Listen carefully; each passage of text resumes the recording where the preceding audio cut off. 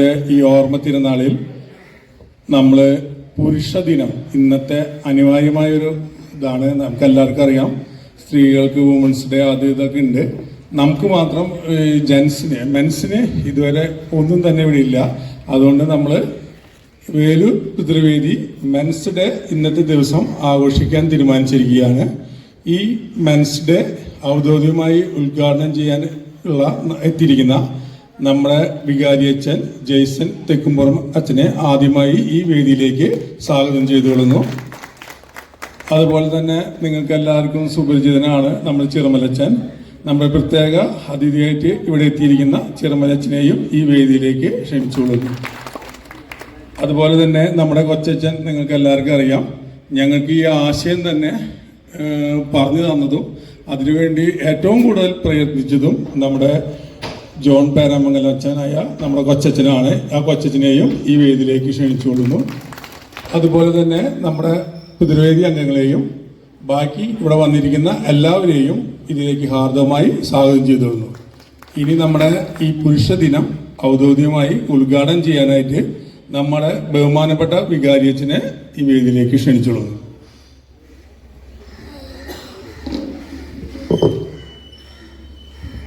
സ്നേഹബഹുമാനപ്പെട്ട Davis ചെറുവലച്ച, പ്രിയമുള്ള കൊച്ചച്ച, പിതൃവേദി അംഗങ്ങളെ, മറ്റു സഹോദരി സഹോദരന്മാരെ, മെൻസ് ഡേ എന്ന് പറഞ്ഞു പഠിച്ചു വരുന്നേ ഉള്ളൂ. ഇത് ഞങ്ങൾ തന്നെ പറഞ്ഞപ്പോൾ എനിക്ക് തോന്നുന്നു ലാറ്റിൻ്റെ ഒരു പ്രാവശ്യം വുമൻസ് ഡേ എന്ന് പറഞ്ഞു പോയി. കാരണം അതിവിടെ മനസ്സിലിങ്ങനെ തെറ്റി നിൽക്കുന്ന ആ ഒരു വിഷയമാണ്. പക്ഷേ അതിൽ നിന്ന് വ്യത്യസ്തമായിട്ട് ഒരു പുരുഷ ദിനം വേണമെന്ന ഒരു ആശയം നമ്മുടെ കൊച്ചച്ഛൻ അവർക്ക് കൊടുക്കുകയും അത് വളരെ ഭംഗിയായിട്ട് അറേഞ്ച് ചെയ്യുകയും ചെയ്ത് ഇന്നിവിടെ എനിക്ക് തോന്നുന്നത് അതൊരു ആദ്യത്തെ ഒരു സംരംഭം എന്ന നിലയ്ക്ക്, ഒരു മീറ്റിംഗ് എന്ന നിലയ്ക്ക് നമ്മളോട് കൂടുകയാണ്. അപ്പോൾ അതിന് നമ്മുടെ ചെറുമലച്ചൻ്റെ സാന്നിധ്യം നമുക്ക് തീർച്ചയായും ഈ വേദിയിലേക്ക് ക്ഷണിച്ചോളുന്നു. സ്നേഹനോട് ജീസണിച്ച ജോണിച്ച പിതൃവേദി ഭാരവാഹികളെ, പിതൃവേദിയുടെ പിന്നിൽ നിൽക്കുന്ന മാതൃവേദി ഭാരവാഹികളെ, നിങ്ങളുടെ പിന്നിലുണ്ട് കേട്ടോ അവര്. ഇവിടെ എന്തൊക്കെ നടക്കണേന്നൊന്ന് കാണണമല്ലോ. അപ്പം അതുകൊണ്ട് ഇന്ന് ആദ്യമായിട്ടായിരിക്കാം ഇങ്ങനെ ഒരു പുരുഷ ദിനം, അതായത് മെൻസ് ഡേ ഔദ്യോഗികമായിട്ട് എനിക്ക് തോന്നുന്നു അതൊരു ചരിത്ര സംഭവമായിട്ട് മാറട്ടെ. ഞാൻ കഴിഞ്ഞ ദിവസങ്ങളിൽ ഇവിടെ പോയിരിക്കുകയായിരുന്നു, ബോംബെയിൽ. അവിടെ വിമൻസ് ഡേ, ആ രൂപത്തിൽ മുഴുവൻ അമ്മമാര് ചേർന്നിട്ടുള്ള വിമൻസ് ഡേ ആയിരുന്നു. ദൈവം മനുഷ്യനെ സൃഷ്ടിച്ചപ്പോൾ ആദ്യം സൃഷ്ടിച്ചത് പുരുഷനെയാണ്. നോക്കൊടുത്തോ, കൈയടിച്ചു കൊടുത്തോളാം. കാരണം എന്നിട്ടാണ് ഒരു വാരിയലെടുത്തിട്ടാണ് സ്ത്രീനെ സൃഷ്ടിച്ചത്. അത് കരുതിയിട്ട് സ്ത്രീകൾക്ക് പരിഭവമൊന്നും വേണ്ട, വാരിയലല്ലേ, ആ എല്ലിരിക്കുന്ന സ്ഥലം ഹൃദയത്തിന്റെ ഭാഗത്തു നിന്നാണ് എടുത്തിട്ടുള്ളത്. അപ്പോൾ ദൈവം മനുഷ്യനെ സൃഷ്ടിച്ചപ്പോൾ ഒരു പുരുഷനായി സൃഷ്ടിച്ച്, ദൈവം മനുഷ്യനായി വന്നപ്പോൾ ഒരു പുരുഷനായിട്ടാണ് ഈ ലോകത്തിലേക്ക് വന്നത്. പുരുഷനും സ്ത്രീയും തമ്മിൽ വേറെ വ്യത്യാസങ്ങളൊന്നുമില്ല, ബയോളജിക്കലായിട്ടുള്ള വ്യത്യാസം ഒഴിച്ച് ദൈവത്തിന്റെ ജീവൻ തന്നെയാണ് രണ്ട് വ്യക്തികളിലും, പുരുഷനായാലും സ്ത്രീ ആയാലും. അതില്ല, അത് ആ വ്യത്യാസം ഉണ്ടാകരുതെന്നാണ് ഞാൻ പറയുക.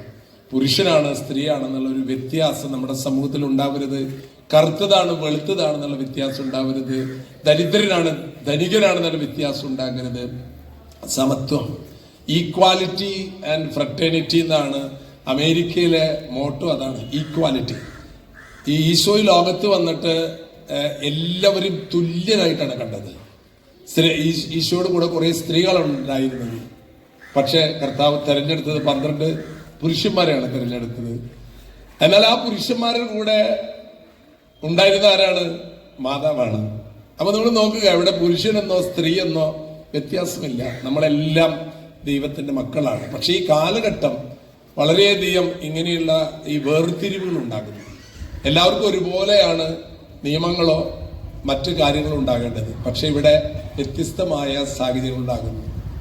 നമ്മൾ എവിടെ പോയാലും, ഞാൻ എവിടെ പോയാലും നമ്മൾ കേൾക്കുക, ഏത് രാജ്യത്ത് പോയാലും കേൾക്കുക, ലേഡീസ് ഫസ്റ്റ്, അങ്ങനെയാണ് കേൾക്കുക.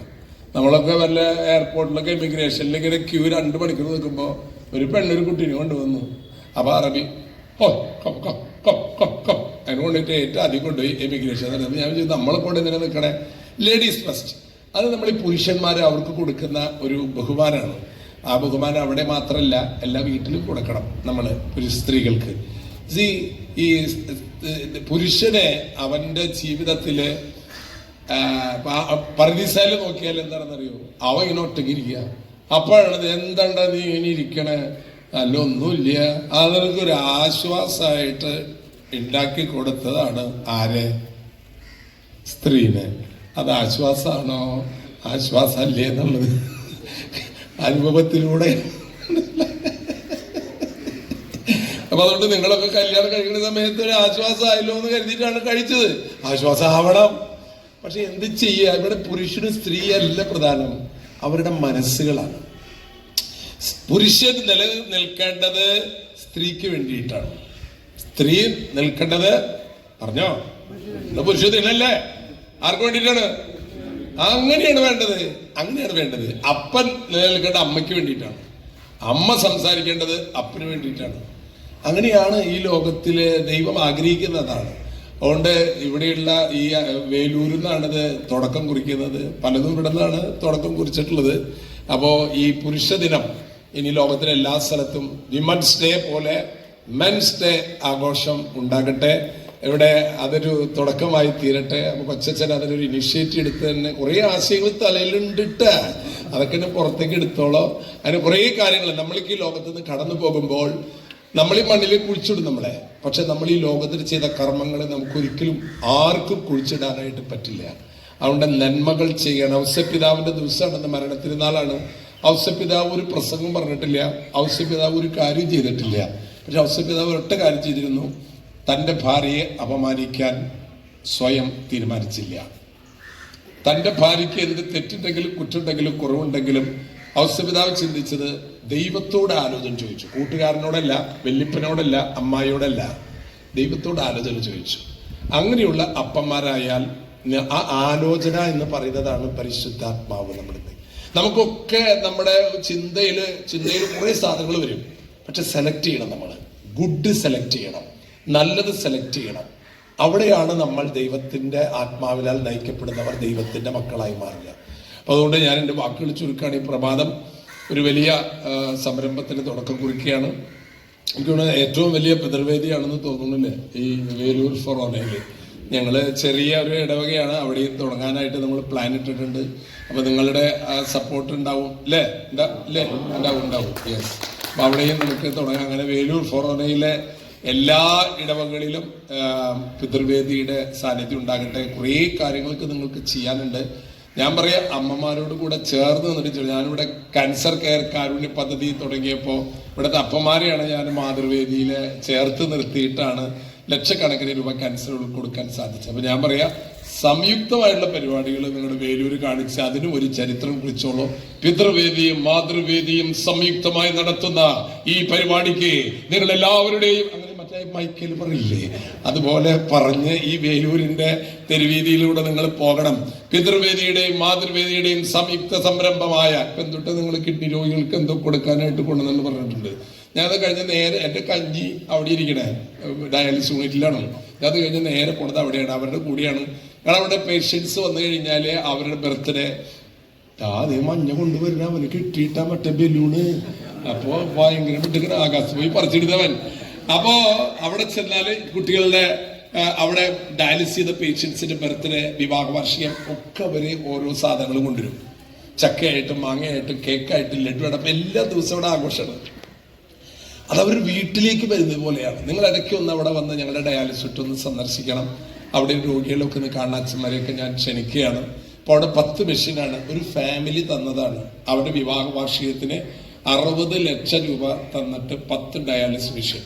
ഇപ്പൊ Catholic Syrian bank 10 dialysis machine നമുക്ക് തന്നു. ഫെഡറൽ ബാങ്ക് നമുക്ക് അതിന്റെ മുകളിൽ പണിയാനുള്ള 60 ലക്ഷം തന്നു. അങ്ങനെ എല്ലാവരും സഹായിക്കുകയാണ്. കാരണം എന്താണ്, ഇതൊന്നും നമുക്ക് വരാതിരിക്കട്ടെ എന്നാണ് നമ്മൾ പ്രാർത്ഥിക്കേണ്ടത്. ഇത് വന്നു കഴിഞ്ഞാൽ നിങ്ങൾ കാണാം, അവർ വന്ന് ഓട്ടോറിക്ഷയിൽ നിന്ന് ഇറങ്ങി പതുക്കെ വരുമ്പോൾ എന്നെ കാണുമ്പോൾ അവരൊന്ന് ചിരിക്കും. അത് മതി. അവർക്ക് 10 പൈസയുടെ ചെലവില്ലാതെ ഒരു 25,000 രൂപ ഒരു മാസം ചെലവാണ് ഒരു പേഷ്യന്റിന് ഡയാലിസിസിന് മാത്രം. പിന്നെ വീട്ടിലത്തെ ചെലവ്, കുട്ടികളുടെ ചെലവ്, ഇതൊന്നും എളുപ്പമല്ല. അപ്പൊ അവര് അവിടെ വരുമ്പോ ഒന്നുമില്ല, ഒന്നും വേണ്ട, വരിക, കിടക്കുക, TV കാണുക, അതായത് ഡയാലിസിസ് കഴിയുക, സന്തോഷമായിട്ട് എഴുന്നേറ്റ് പോവുക. 10 പൈസയുടെ ചെലവില്ല. 16 വർഷമായി ഇത് തുടങ്ങിയിട്ട് നമ്മള്. അപ്പൊ അതുകൊണ്ട് ഇവിടെയുള്ള ഏത് ആരോട് ഒരു പേഷ്യന്റിന്റെ കാര്യം പറഞ്ഞു, ആരെ പറഞ്ഞു, നീയാ പറഞ്ഞത്, എല്ലാവരോടും നീ പറഞ്ഞു, നിങ്ങൾ പറഞ്ഞോളൂ. ഇനി 10 മിഷൻ കൂടെ വരികയാണ്, അവിടെ 10-60 പേർക്ക് നമുക്ക് അവിടെ കൊടുക്കാം. അതുപോലെ ഇനിയിപ്പോ മുണ്ടൂര് ഒരാള് നമുക്ക് 20 സെന്റ് സ്ഥലം തന്നു ഫ്രീ ആയിട്ട്. അപ്പൊ അവിടെ നമ്മളൊരു ഡയാലിസിസ്, ഇപ്പൊ LND, ബോംബെയിലെ LND ഉണ്ടല്ലോ, LNDയോട് നമുക്കൊരു അപേക്ഷ വെച്ചു. അപ്പൊ ഒരു 3 കോടിയുടെ ഇത് പാസ്സായിട്ടുണ്ട്. അപ്പൊ ഒരു വർഷത്തിനുള്ളിൽ നമ്മൾ അവിടെയും തുടങ്ങും. അങ്ങനെ ഈ ലോകത്തിലെ മെൻ ഡേ ആലോചിക്കുമ്പോൾ പിതൃവേദിയോട് എനിക്ക് പറയാനുള്ളത്, നിങ്ങൾ വിചാരിച്ചാൽ പലതും നടക്കും. സമ്പത്ത് എന്നതിനേക്കാൾ നിങ്ങളുടെ മാനസികമായ ഐക്യം, മാനസികമായ ആ ബലം, നിങ്ങളുടെ മനസ്സ് ദൈവം തന്ന അത്ഭുത മാഗ്നറ്റാണ്. നിങ്ങളൊരു കാര്യം മനസ്സിൽ നന്മയായത് ആലോചിച്ചാൽ അപ്പം വരും അതിന് വേണ്ടതായ ശക്തി. നിങ്ങൾ എപ്പോഴും നെഗറ്റീവ് പറഞ്ഞ് നടന്നാൽ നിങ്ങൾക്കൊന്നും സംഭവിക്കില്ല. എപ്പോഴും പോസിറ്റീവായിട്ടുള്ള കാര്യങ്ങൾ പറയുക. വീട്ടിലാണെങ്കിലും ഭാര്യയുടേതാണെങ്കിലും മക്കളുടേതാണെങ്കിലും നല്ലത് പറയുക. എപ്പോഴും അവരുടെ കുറ്റവും കുറവും പറയാണ്ടിരിക്കുക. ഭാര്യയാണെങ്കിലും ഭർത്താവിനോട് നിങ്ങൾക്കിതാ നടന്നോ, വല്ലോ നോക്കിയിട്ട് ഇവിടുത്തെ കാര്യങ്ങളൊക്കെ ഞാനല്ലല്ലോ എന്ന് പറഞ്ഞാൽ ആ ഭർത്താവിന് കിട്ടുന്ന നെഗറ്റീവ് എനർജിയാണ്. അപ്പൊ അതുകൊണ്ട് പിതൃവേദിയിലെ അപ്പന്മാരോട് പറയാനുള്ളത്, നിങ്ങൾ വീട്ടിലെ നല്ലത് മാത്രം പറയുക. കുറ്റക്കുറവുണ്ടെങ്കിലും അതൊക്കെ ഉണ്ടാവും, അങ്ങനെ ഒരു വാക്ക് പറഞ്ഞാൽ നിങ്ങളുടെ കുടുംബം സമാധാനം. ഇത് അങ്ങോട്ടും ഇങ്ങോട്ടും യുദ്ധമാണ്. പാകിസ്ഥാൻ, ഇന്ത്യയും ഇസ്രായേലും ഇറാനും എന്ന് പറഞ്ഞ പോലെ യുദ്ധങ്ങളാണ് പല വീടുകളിലും നടക്കുന്നത്. അതിൽ ചിലതിൽ ഇറാൻ ജയിക്കും, ചിലതിൽ ഇസ്രായേല് ജയിക്കും. അത് നിങ്ങളുടെ വീട്ടിലെ അപ്പനമ്മയായിട്ട് കണക്ക് കൂട്ടിയാൽ മതി. ചിലതിൽ ഇസ്രായേലാവും ജയിക്കുക, ചിലതിൽ ചിലപ്പോ ശരിയാവും, ചിലപ്പോ ശരിയാവില്ല എന്ന് പറഞ്ഞ പോലെ കാര്യങ്ങൾ പോവുകയാണ്. അതുകൊണ്ട് നിങ്ങളുടെ കുടുംബത്തിലെ പിതൃവേദിയിലെ എല്ലാ അപ്പന്മാരോടും പറയാനുള്ളത്, കുടുംബത്തിന്റെ സമാധാന സംരക്ഷകരാണ് നിങ്ങൾ. ദൈവം മാതാവിനെയും തന്റെ പുത്രനെയും ഏൽപ്പിച്ചത് ആരുടെ കയ്യിലാണെന്നറിയോ? ആരുടെ കയ്യിലാ? ഔസപിതാവിന്റെ കയ്യിലാണ് കൊടുത്തത്. നോക്കിയോളോട്ടാ എന്ന് പറഞ്ഞിട്ട് ഏൽപ്പിച്ചത് ഔസപിതാവിന്റെ കയ്യിലാണ്. മാതാവിനെയും ഉണ്ണിയേശുവിനെയും സംരക്ഷിക്കാൻ ദൈവം ഏൽപ്പിച്ചത് ഒരു പുരുഷനെയാണ്. ആൾക്കൊരു ഒറ്റ പണി അറിയുള്ളൂ, ആശാരിപ്പണി. വേറെ കമ്പ്യൂട്ടർ അറിയില്ല, വേറെ ടെക്നിക്ക് ഒന്നും അറിയില്ല. പക്ഷെ എന്ത് കാര്യം ചെയ്യുമ്പോഴും ദൈവത്തോട് ആലോചന ചോദിക്കുന്ന ഒരു അപ്പൻ. അങ്ങനെ നിങ്ങളായാൽ, അല്ലെങ്കിൽ നിങ്ങളുടെ ടെൻഷൻ കൊണ്ടുണ്ടല്ലോ തലയിലേക്ക് മുടിയൊക്കെ പോകുന്നത്, മുടി മാത്രല്ല മനസമാധാനം ഇല്ലച്ചോ എന്നുള്ള അവസ്ഥയാവും. അങ്ങനെ ആവരുത്. നിങ്ങൾ ഇന്ന് ഈ മെൻസ് ഡേ അന്ന് തീരുമാനം എടുക്കണം, എന്റെ വീട്ടിലെ ഒരു ഭാര്യയ്ക്കോ അല്ലെങ്കിൽ അമ്മയ്ക്കോ ഒരു വിഷമം ഞാൻ വരുത്തില്ല. അതാണ് ഔസപിതാവിന്റെ തീരുമാനം. ഫസ്റ്റ് നമ്മുടെ അവകാശങ്ങൾ പറയുന്നതിനേക്കാൾ നമ്മൾ സംരക്ഷിക്കേണ്ടത് നമ്മുടെ വീട്ടിലുള്ള സ്ത്രീകളുടെ അവകാശങ്ങളാണ്. അപ്പൊ അവരെന്ത് ചെയ്യണം? നമ്മുടെ അവകാശം വേറെ ഒന്നല്ല, സമാധാനം സ്ഥാപിക്കാൻ. പിന്നെ ഇങ്ങനൊരു ദിവസത്തിന് വരാൻ സാധിച്ചതിൽ സന്തോഷം അറിയിച്ചുകൊണ്ട് നിങ്ങൾക്ക് എല്ലാവർക്കും നന്മകൾ നേരുന്നു. Thank you. വികാരിയച്ഛൻ, ജേസൺ അച്ഛൻ, പ്രിയപ്പെട്ട ചെറുമലച്ഛൻ, ലാറ്റി ചേട്ടൻ, ജോസഫ് ചേട്ടൻ, ബാക്കി എല്ലാ ഭാരവാഹികളും, പ്രിയപ്പെട്ട അപ്പച്ചന്മാരെ, ഇവിടെ കൂടിയിരിക്കുന്ന സ്നേഹമുള്ള അമ്മച്ചിമാരെ, വനിതകൾ കൂടിയും പ്രത്യേകം ഈ സമയം പറയാനായിട്ട് ആഗ്രഹിക്കുകയാണ്. ഞങ്ങളുടെ സാന്നിധ്യം വലിയൊരു നിറവാണ്. പിതൃവേദി എന്ന് പറഞ്ഞിട്ട് പുരുഷന്മാർക്ക് മാത്രം എന്നൊക്കെ പറഞ്ഞപ്പോൾ നിങ്ങൾ കൂടി ഇവിടെ നിൽക്കുന്നത് അത് വലിയൊരു, അവർക്കൊരു കയ്യടി സമയം നമുക്ക് നൽകാം. അപ്പോൾ ഞങ്ങളെ സപ്പോർട്ട് ചെയ്യാനായിട്ട് കൂടി ഉണ്ടല്ലോ. ഞാൻ അധികം ദീർഘിപ്പിക്കുന്നില്ല. അച്ഛൻ നന്നായിട്ട് പറഞ്ഞു കഴിഞ്ഞു, വല്യച്ഛൻ നന്നായിട്ട് പറഞ്ഞു കഴിഞ്ഞു. പുരുഷ ദിനത്തിന്റെ എല്ലാ ആശംസകളും ഏറ്റവും സ്നേഹത്തോടെ എല്ലാവർക്കും നേരുന്നു. കർത്താവ് അനുഗ്രഹിക്കട്ടെ. താങ്ക് യു അച്ഛ. പ്രിയ സുഹൃത്തുക്കളെ, നമ്മൾ എല്ലാ കൊല്ലം മെൻസ് ഡേ ആഘോഷത്തിന് എത്തിയിരുന്ന ഞങ്ങളുടെ ക്ഷണം സ്വീകരിച്ചിരുന്ന നമ്മുടെ ഡേവിസ് ചീറമലച്ചൻ, നമ്മുടെ വികാരിച്ചൻ, കൊച്ചച്ചൻ, ബാക്കി എല്ലാവർക്കും ഈ അവസരത്തിൽ നന്ദി അറിയിക്കുന്നു.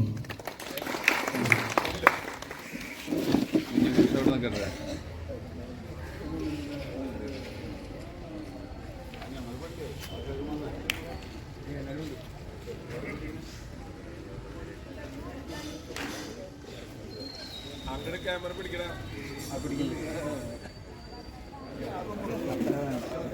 തടഞ്ഞാൽ പള്ളിയിൽ പോയില്ല.